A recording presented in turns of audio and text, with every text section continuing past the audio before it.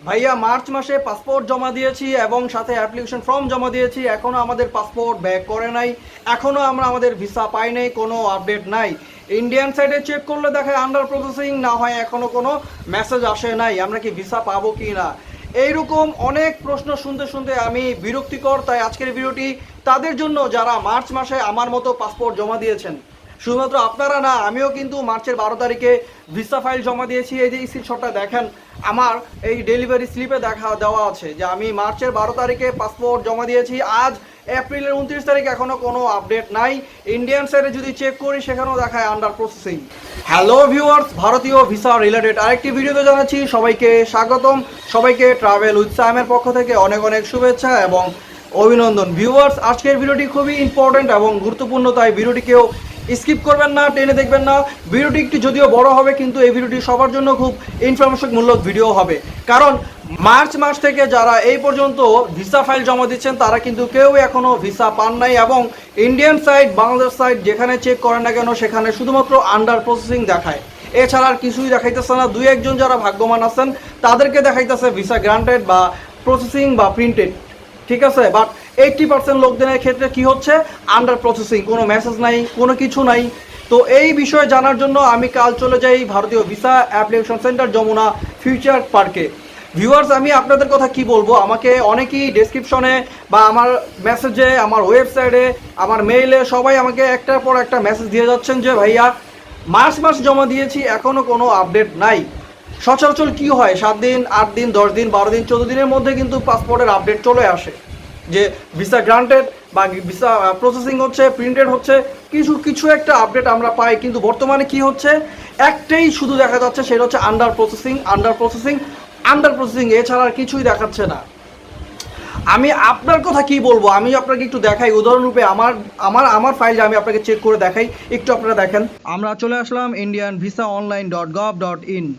এখানে আমাদের web file নাম্বারটি আমরা দিয়ে দিলাম এবং আমাদের পাসপোর্ট নাম্বার দিয়ে দিলাম, তারপর একটি ক্যাপচার কোড রয়েছে, এটি দিয়ে আমরা চেক স্ট্যাটাস ক্লিক করে দিলাম। আপনাদেরকে আমি দেখাই, এখনও কিন্তু আন্ডার প্রসেসিং দেখাচ্ছে। একটু জুম করে যদি আমি আপনাদেরকে দেখাই, দেখেন এখনও লেখা আছে your visa application is under processing. তার মানে আজকে কতদিন হয়ে গেল, সেই মার্চের 12 তারিখে আমি জমা দিছি, আজকের হচ্ছে এপ্রিলের 28 তারিখ বা 29 তারিখ, এখনও আন্ডার প্রসেসিং দেখাচ্ছে।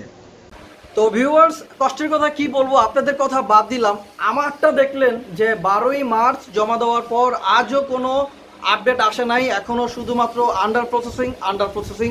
আমি আপনাদেরকে চেক করে জানাইলাম। তো এই কৌতূহলের জন্যই কিন্তু আমি কাল চলে যাই যমুনা ফিউচার পার্কে, এই আসলে ডিটেলসটা জানার জন্য, কেন এখানে এত ডিলে করতেছে, এখনও লেট হচ্ছে।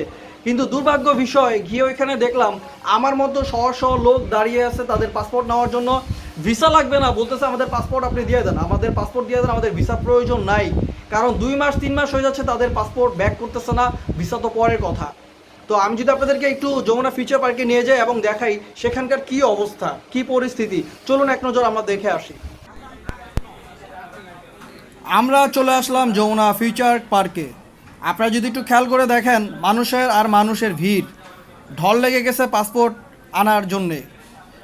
একটু সামনে যদি তাকান দেখতে পারবেন হিউজ পরিমাণ লোক দাঁড়িয়ে আছে 59 কাউন্টারের সামনে। সবাই জিজ্ঞেস করতেছে 59 কাউন্টার কোথায়, ওইখানে গিয়ে সবাই লাইন ধরে দাঁড়ায় আছে। কিন্তু দুঃখের বিষয়, কারো পাসপোর্টই মিলছে না মেসেজ আসার পরেও। যাদের মেসেজ আসেনি তাদের তো আসেই নাই, আর যাদের মেসেজ আসছে তারাও কিন্তু তাদের পাসপোর্ট পাচ্ছে না।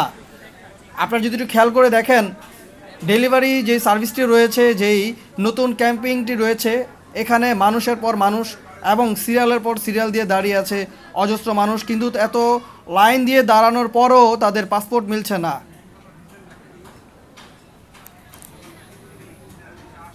তো ভিউয়ার্স, আপনারা দেখলেন যমুনা ফিউচার পার্কের কি অবস্থা, মানে ভিসা দরকার নাই এমন বলে চিল্লাচিল্লি করতেছে এবং পাসপোর্ট তারা ব্যাক করতেছে, ব্যাক চাচ্ছে। কারণ ভিসা তো দিচ্ছেই না, পাসপোর্টও আটকে রাখতেছে। আমি ওইখানে গিয়ে অনেক লোক দেখলাম যারা দুবাই যাবে, মালয়েশিয়া যাবে বা তারা সিঙ্গাপুরে যাওয়ার জন্য তাদের ভিসা প্রসেসিং করাবে, কিন্তু তাদের হাতে পাসপোর্ট নাই।